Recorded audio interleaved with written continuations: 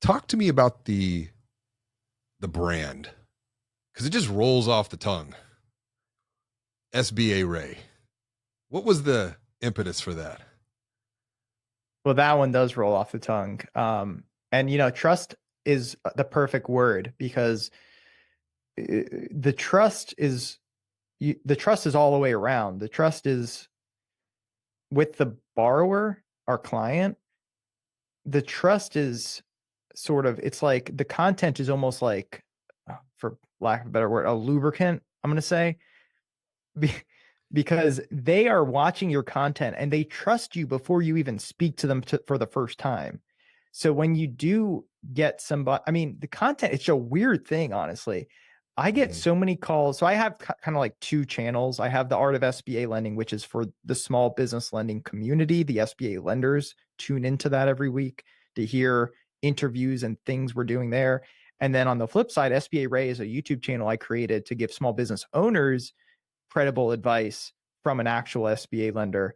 And it's two different audiences, but both of them I've seen just such fascinating results. Like on the SBA Ray side, SBA Ray, like it just rolled off. We're just brainstorming, and that one just kind of worked. So I went with SBA Ray. Ended up being really good for SEO purposes too. I'm ranking really high on YouTube, and I'm getting every single day multiple people coming to me from that channel, and they they trust me. They're just like, I just want to work with you. They don't even know I work at True Lion. They don't know, they don't care where I work. On the other side, I get people in the SBA lending community working at my competitors that call me for advice, career advice all the time. And I'm happy to give it to them. I answer all of those calls. And, you know, it's just a crazy thing with trust is a perfect word for that. Content helps you build trust with all of the people around you. Isn't it interesting?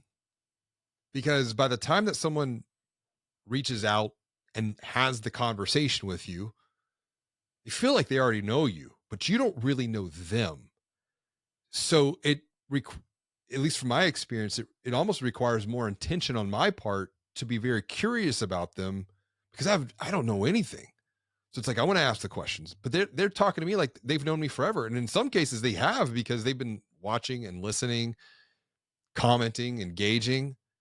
And it is a bit of a mental mindset shift. And I liked how you distinguished you've got the art of SBA lending, which is for the SBA community. So you're creating value there. You've got SBA Ray for maybe the small business entrepreneur. Let's break each one of those up into its distinct components. Which came first in your own journey from developing and executing content to establish and expand trust against? The Art of SBA Lending came first. I did that in 2019. Basically, looking as a BDO who had just come off a couple good years, um, I wanted to get even better. And if you're the top producer in your shop, you can't. There's no one else you can call within your, institution. So I started Googling it and going on YouTube, and we're in a very niche industry. SBA lending is probably 20,000 people in the industry, and maybe 2,000 of them are BDOs, and maybe 5% or less were doing more production than me. So I realized, oh, I'm the guy that has to make the content because it didn't exist. Right. So I ended up making a podcast for, it's evolved over the years, but essentially the first like 40 episodes was just me talking into a microphone, giving, just trying to communicate an idea about how something that's worked for me that other BDOs, i.e. my competitors, could use to get better themselves. And that's kind of where it started. And obviously it's evolved since then. It's been about 5 years, and we've been going. The other stuff came along the way. I think that's an important point to expand on. You got started, but it's evolved. I was being interviewed on someone else's podcast a week or two ago, and they're like, "Well, what was your plan? Like, what was your plan?" I was like, "I didn't have a plan. I got started. Like, I just, for me, I was publishing my first book. COVID shut the world down in March of 2020. I was supposed to publish and go on a book tour in April 2020. And it's like when life gives you lemons, you make lemonade or you make a lemon martini. It's how you handle it. I complained for about a week. I fell into the gap. We were talking about books, Gap in the Gain by Dan and Ben. And then after about a week or so, my wife was like, shut up, go figure something out. And that's what was the impetus for launching this podcast. And here we are, we're pushing 500 episodes over the past 4 years, and it has evolved.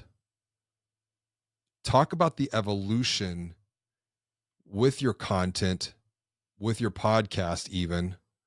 And let's just stay on the art of SBA lending because you started out with the newsletter back in 2013,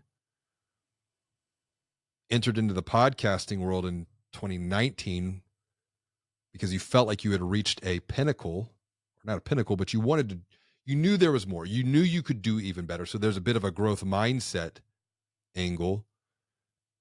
First 40 episodes, you were solo, but the podcast continues to evolve over time. What's been the big evolution for you as a podcast host within financial services? Yeah. In between the newsletter and the podcast, I started doing LinkedIn content, Mm, um, mostly written words. Um, when I started that in 2015, and no one in my industry was doing it. It was like, what are you doing? You know?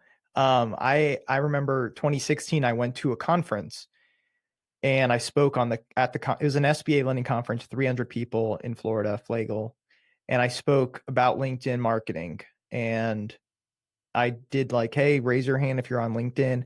2% of the room was using it for marketing. Everyone else was like, that's a job thing. Um, the next year I came back, I was talking about it again. Fast forward to today, it's extremely mainstream in our industry to be posting your wins on LinkedIn, all this LinkedIn marketing. So that was really the thing that kind of set me on this trajectory of creating content. And I started making a couple of videos and around this time too. I did a couple funny videos that took off, some parody videos. And so I dabble in content. You start getting a little bit more into it. And then the podcast is a big project. And I had no plan either, by the way. I mean, I had no plan.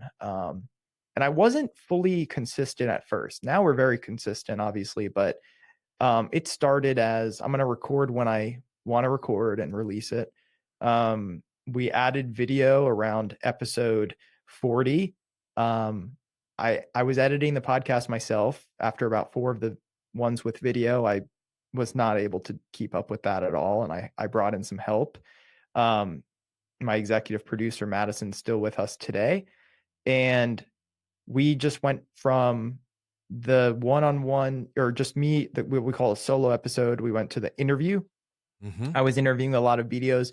We ended up interviewing a lot of then heads of SBA departments. So a lot of the heads of the SBA departments within the banks, the top folks, running our industry, were coming on as guests. We started doing some in-person content after COVID. The production quality just, went up at that point. And my favorite guest was, we had the former head of the SBA on the podcast, which that was my favorite guest, because she worked in the cabinet of for the president of the United States under the Obama administration, and she was on my podcast, and that's when I feel I made it. This season we really wanted to switch things up again, so we just completely changed the format, and we just keep doing that every time we feel comfortable, just to keep us growing. yeah.